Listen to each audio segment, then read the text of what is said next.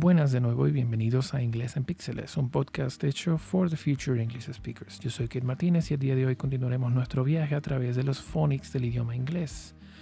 Hoy continuaremos con las combinaciones de sonidos vocales O, U, O, W, O, I, O, Y, double O, and U. Again, yo soy Kit Martínez y esto es Inglés en Píxeles. Comencemos. En primer lugar tenemos la combinación de vocales O-U con un sonido diferente y especial que encontraremos en palabras como, por favor repite después de mí, mouse, house. Muy bien. A continuación tenemos la combinación de letras O-W. O-W. Okay, que creo que ya hemos visto en episodios anteriores, pero en este caso vamos a practicar palabras que tienen esta combinación pero con un sonido diferente. Por favor repite después de mí. Cow, brown. Muy bien. Como habrás notado, las combinaciones O-U y la combinación O-W tienen sonidos similares. Mouse, house, cow, brown. Bien. Seguimos con las siguientes combinaciones. Las combinaciones O-I y N, O-Y. La primera combinación O-I la encontraremos en palabras como coin, soil. Muy bien, mientras que la siguiente combinación la encontraremos en palabras como toy, boy.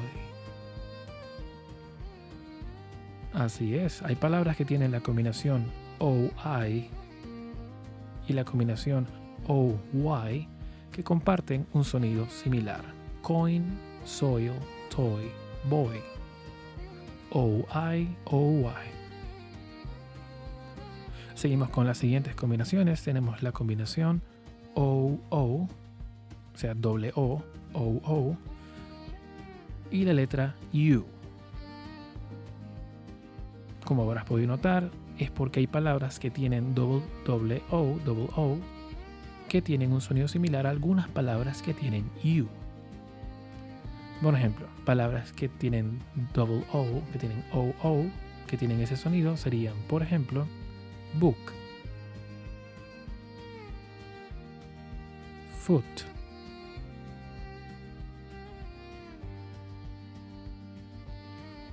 en cuanto a palabras que tienen la letra U, que comparten un sonido similar, ¿verdad?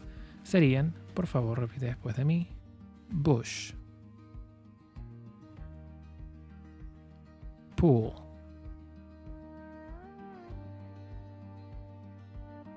es decir, hay palabras que tienen double O que tienen el sonido U y palabras que tienen la letra U que tienen el sonido U. Como bien sabemos, el inglés tiene muchísimas excepciones y la mejor manera de poder prepararnos y acostumbrarnos a esta variedad y de opciones es practicar nuestro vocabulario y expandirlo de manera que seamos capaces de predecir qué sonidos podría tener una palabra en base a su estructura. Para eso existen los phonics, una tremenda ayuda a la hora de mejorar nuestro vocabulario, nuestra pronunciación y nuestro listening.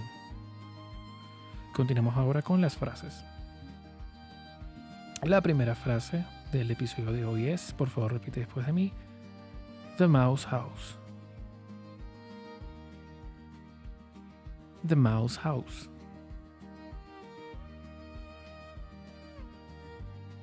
Perfecto. La siguiente frase es a brown cow. A brown cow. Perfecto. La siguiente frase es a coin on the soil. A coin on the soil.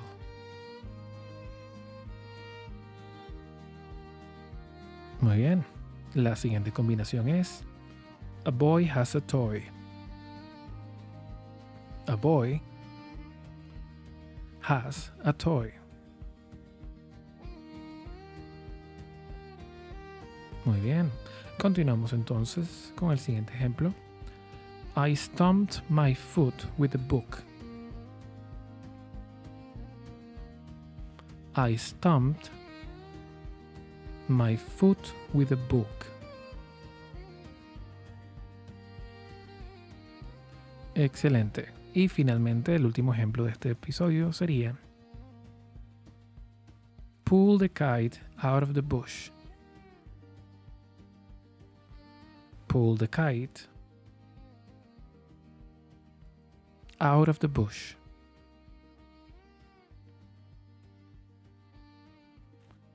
Muy bien. Y con eso damos por finalizado el episodio de hoy. Recuerda que puedes escuchar este episodio las veces que haga falta. Si te gustó lo que estoy haciendo y te pareció útil, puedes darle me gusta, compartirlo y suscribirte. Si no te gustó, agradezco que hayas llegado hasta acá y espero verte en el siguiente episodio. Mientras tanto, sigue practicando.